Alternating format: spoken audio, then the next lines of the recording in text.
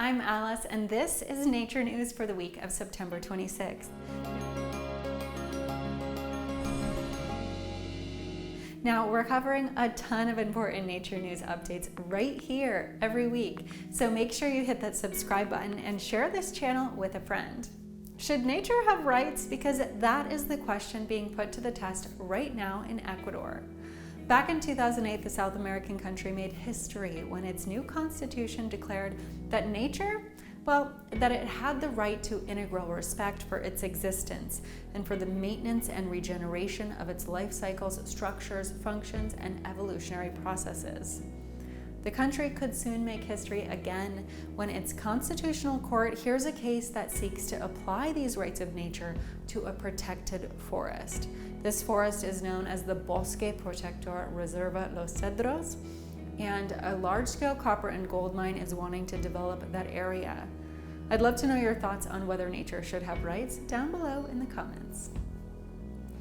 And across the world, President Xi Jinping pledged that China would reach carbon neutrality by 2060. Now, this would mean its net carbon emissions would reach zero. The move is potentially enormous, said one expert. But it's not going to be easy because China is the world's biggest polluter, and they've been increasingly turning to coal over the past few years. And California announced its own lofty climate goal. The state plans to ban the sale of new gasoline-powered cars by 2035. Last year, only about 8% of vehicles in the state were electric or non-gas powered, so this is a really lofty goal. I'd love to know if you're going electric for your next vehicle, because I certainly am. Drop me a comment down below and let me know. Now, the first thing I do when I get home is have a nice, refreshing glass of water. But residents in Marin County, Kentucky, they can't even drink their tap water, but they still have to pay for it. 96% of the population there relies on bottled water for drinking, and only about 56% use it for cooking. The problem is pollution from coal mining. Several years ago, a coal company spilled 300 million gallons of coal slurry containing high levels of arsenic and mercury into nearby waterways. And cleaning it up has been slow and not sufficient. Drinking the water in this county now will lead you to upset stomach, burning skin, and who knows what long-term effects. This only adds to the public distrust of the local water systems, and year after year in the US, we are seeing water systems fail all over the country. Do you trust your local water system? And if not, what have you done to fix it? Now, water is our most important natural resource. It's vital to our survival, yet much of the world and even America doesn't have access to clean water. So tomorrow we're going to be talking about water live right here on YouTube. Join me at 11 a.m. PST to talk about this important global problem, and leave your questions below with the hashtag water. Hawaiian reefs have lost almost half their fish population to pollution and fishing. A new study found that a 45% decline in the biomass of important fish species in West Hawaii's reefs happened across a 10-year period.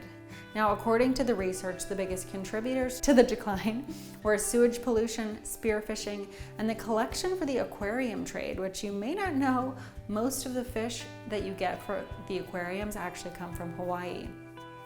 Now, this study hopes to add more near-shore waterways as marine protected areas by 2030. This week, Supreme Court Justice Ruth Bader Ginsburg died, and this is a devastating happening for many reasons, because her replacement could end up cementing some of the environmental rollbacks President Trump has started in his first term.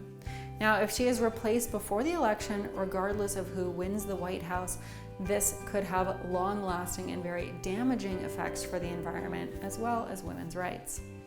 Now, some of the issues that green groups are fighting for are Utah Canyon land, whether or not they can be drilled, whether oil companies can be held responsible for killing birds, to even whether or not the federal government can take aggressive action to curb climate change.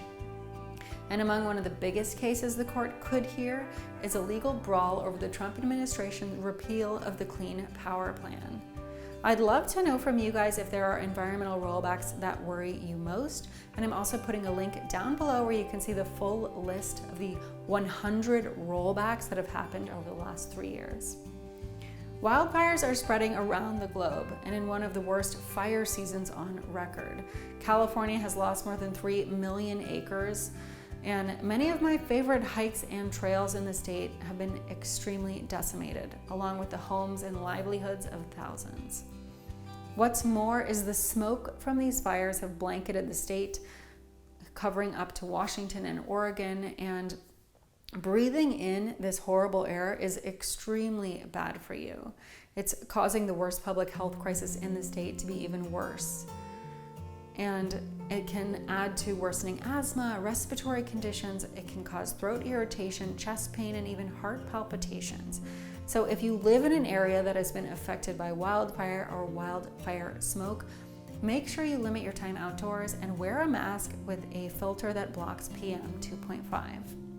And did you know beavers are actually nature's firemen? Well, a new study concludes that by building dams, forming ponds, and digging canals, beavers irrigate vast stream corridors, and they actually create fireproof refuges for plants and animals. Now, in some cases, the rodent's engineering can even stop fire in its tracks, which is pretty cool.